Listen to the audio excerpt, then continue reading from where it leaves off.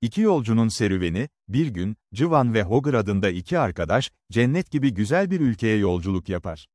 Bu ülke, dünya gibi bir yerdir, her yer yemyeşil, evler, dükkanlar kepcanlı. Ama ilginçtir, insanlar kapılarını kilitlemez, mallarını ortada bırakır, sanki kimse hırsızlıktan korkmaz. Civan, bu durumu görünce şaşırır ve her gördüğü şeye el uzatır, elmalar, parlak kumaşlar, ne bulursa alır, hatta bazılarını cebine atar.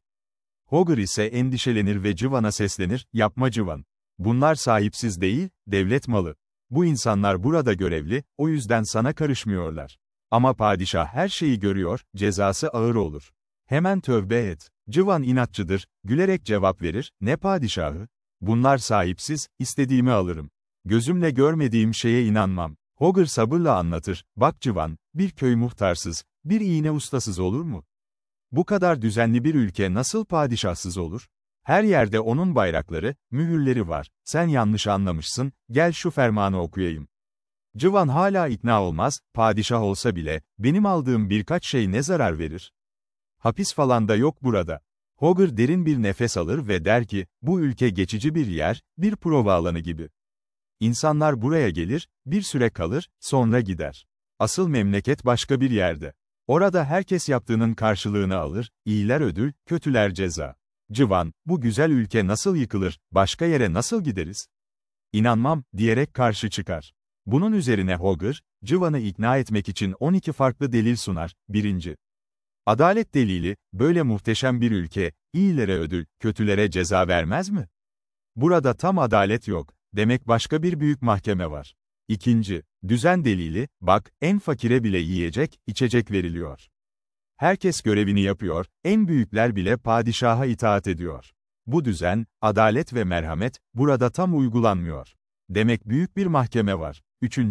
Hikmet delili, her şeyde büyük bir düzen ve adalet var. Ama burada adalet tam sağlanmıyor. Demek başka bir mahkemede sağlanacak. 4. Cömertlik delili, bu sergilerdeki eşsiz mücevherler, sofralardaki harika yiyecekler, padişahın cömertliğini gösterir. Böylesi bir cömertlik, kalıcı bir ziyafet yeri ister. 5. Şefkat delili, padişahın büyük şefkati var, her isteğe cevap verir, her yaralıya yardım eder. Ama burada tam merhamet gösterilmiyor. Demek başka bir yerde tamamlanacak. 6. Saltanat delili, trenler, uçaklar, sergiler, bir büyük saltanatı gösteriyor. Bu geçici yerde her şey değişiyor. Demek kalıcı saraylar, hazineler başka bir yerde. 7. Kayıt delili, her şey kaydediliyor, her hareket fotoğraflanıyor. En küçük iş bile yazılıyor.